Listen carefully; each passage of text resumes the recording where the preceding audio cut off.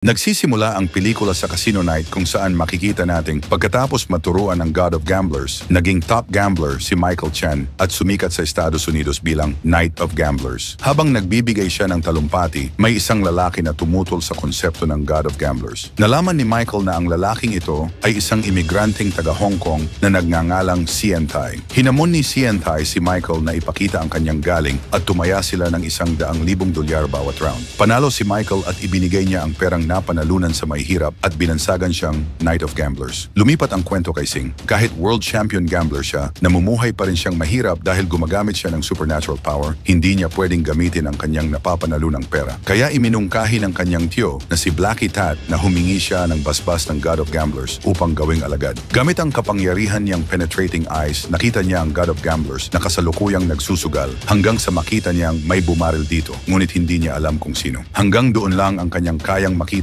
at isang beses lang ito pwedeng gamitin. Sinabi ng kanyang tiyo na darating ang God of Gamblers sa Hong Kong, kaya nagdesisyon silang gumawa ng video para ipadala sa kanya. Ngunit imbes na pakiusapan, ginawa ni Sing na parang hamon ng video at nabansagan siya bilang Saint of Gamblers. Pagkatapos ipadala ang video na binaliwala ni Michael, nagtungo sina Sing at Tat sa mansion ni Michael. Ipinakilala ni Sing ang sarili niya bilang Saint of Gamblers at ipinakita ang kanyang galing. Ngunit nalampasan pa rin ni Michael ang lahat ng ito. Napilit pa rin nilang makapaglaro si Michael at pumayag itong kung matalo si Sing, hindi na niya sila guguluhin. Natalo si Sing at itinapon silang palabas gamit ang ladder. Hindi sila sumuko, nag-sneak in ulit sa gabi, ngunit nahuli at binugbog ng bodyguard ni Michael. Kahit ganon, tumanggi pa rin silang umalis at iginiit na dapat maging mentor si Michael ni Sing. Tinanggihan sila ni Michael at napilitang maghintay sa labas magdamag. Lumipat ang eksena sa kulungan kung saan nagsisilbi ng 5 taong sentensya si Mr. Chan. Napagbintangan siyang pumatay ng tao dahil sa patibong ni Kojin. Ipinabatid ni Hussein sa kanya na nagtatago sa South America ang God of Gamblers, si Kojin. Ngunit ang alagad nitong si Little Knife o si Michael ay aktibo pa. Kaya nagplano silang si Michael muna ang sisirain. Target nila na sirain ang reputasyon ng God of Gamblers at gamitin ang pangalan nito para makapanloko. Samantala, nagre-relax si Michael sa pool kasama ang kanyang bodyguard. Bilang parusa kina Sing at Tat, pinaluhod niya ang mga ito na parang aso. Biglang dumating ang mga armadong tauhan para patayin si Michael. Si Hussein pala ang nagpadala sa kanila. Nakalaban ni Michael ang ilan at nakatakas kasama sina Sing at Tat, ngunit sa gitna ng gulo ay nadaganan ng pagsabog ang bodyguard at dinukot ng grupong Black Panther.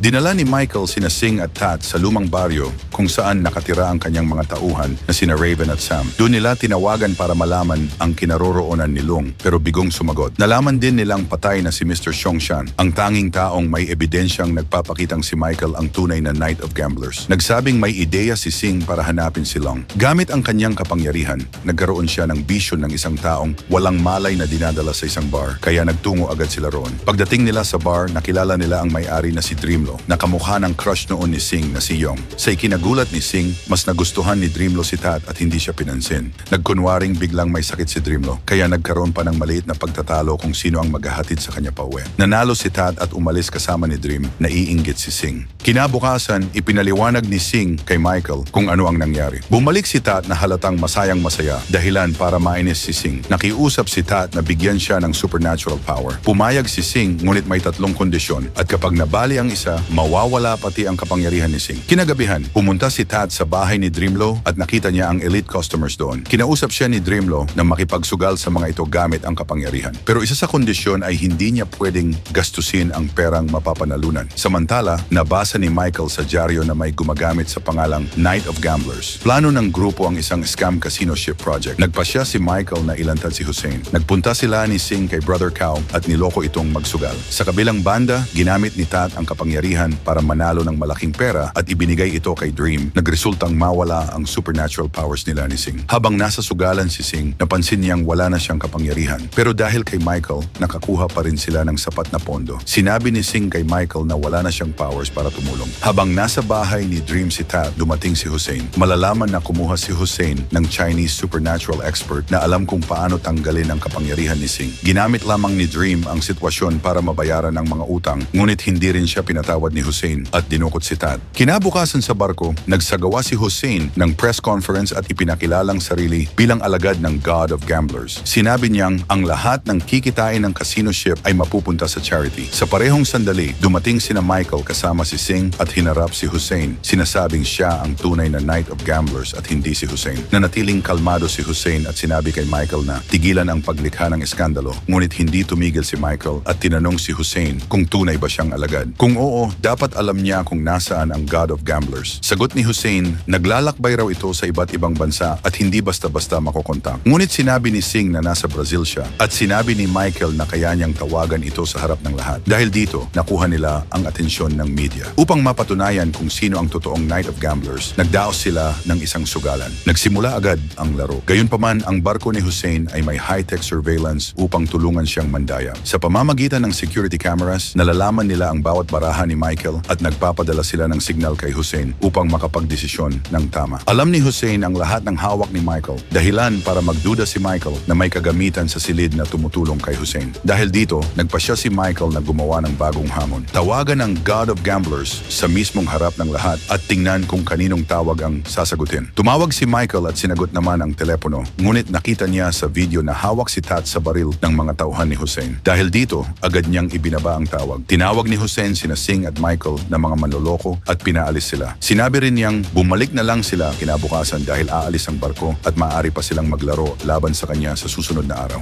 Kinagabihan, bumuhos ang malakas na ulan at nakaupo si Michael sa ulan, sinisisi ang sarili at nawawala ng pag-asa. Lumapit si Singh para damayan siya. Ngunit pareho silang desperado dahil nawala na ang kanilang pera. Hindi na sila makakapagsugal at si Singh ay nawalan na rin ng kapangyarihan. Kahit subukan ni Michael, hindi rin siya mananalo dahil ginagamitan ng electrical cheating devices ang kasino. Habang pareho silang walang direksyon, may lumapit na Kuwaiti man at sinabi sa kanila na huwag sumuko. Sinabi nitong nawalan din sila ng bayan pero patuloy silang lumalaban kaya dapat sila rin ay manatiling matatag. Dahil dito, nagkaroon ng panibagong lakas ng loob sina Michael at Singh. Kinabukasan, handa na sana silang umalis para muling harapin si Hussein pero ginamitan ni Michael si Singh ng teknik upang makatulog. Nang magising si Singh, nakita niya ang isang liham mula kay Michael na nagsasabing pumunta na siyang mag-isa sa barko at pinapakiusapan si Singh na huwag nang sumunod dahil wala na itong kapangyarihan at napakadelikado ni Hussein. Samantala, patuloy ang sugal sa barko ni Hussein at nakaipon na sila ng $200 milyong ng napakabilis. Dumating si Michael at hinarap si Hussein. Sinabi ni Michael na gusto niya ng isa pang laro. Sagot ni Hussein, kailangan ng $3 milyong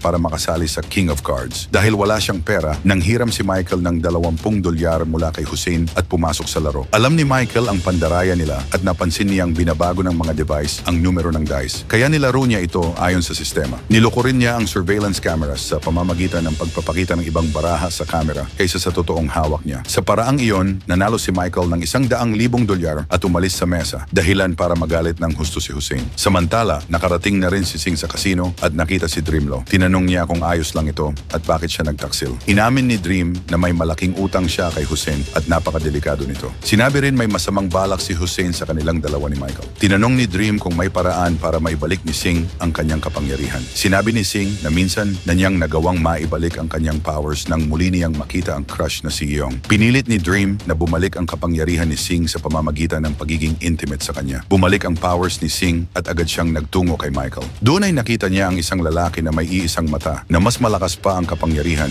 kaysa kay Singh at binalaan din siya nito na huwag siyang titingnan. Nagsimula ang laro at nalaman nila ang bilang ng dice. Ngunit sinabi ni Michael kay Singh na napapalitan ang mga numero gamit ang isang button. Ginamit ni Singh ang kanyang kapangyarihan para hindi gumana ang button. Pero walang silbi dahil binabago ng lalaking iisang mata ang numero ng dice gamit ang kanyang kapangyarihan. Ginawa rin ito ni Singh at naglaban sila sa pagpapalit ng numero hanggang sa mabasag ang lahat ng dice. Dumating si Hussein, humingi ng tawad sa mga tao at sinabi sa kanila na kunin muli ang kanilang pera at maglaro ulit dahil may problema raw ang dice. Alam ni na Michael at Singh na hindi nila pwedeng hayaang gamitin ng lalaking iisang mata ang kanyang kapangyarihan sa bawat laro kaya gumawa sila ng plano. Kinuha nila ang kanilang chips at tumayo mula sa kanilang upuan para magpunta sa magkaibang mesa at magsugal. Sinundan sila ng lalaking iisang mata pero hindi niya kayang sundan pareho. Kaya ginawang habulin siya ni Singh. Huminto si Singh sa isang mesa at sumunod sa kanya ang lalaki. At dito nalaman na ang hawak ni Singh ay kahanang sigarilyo, hindi chips.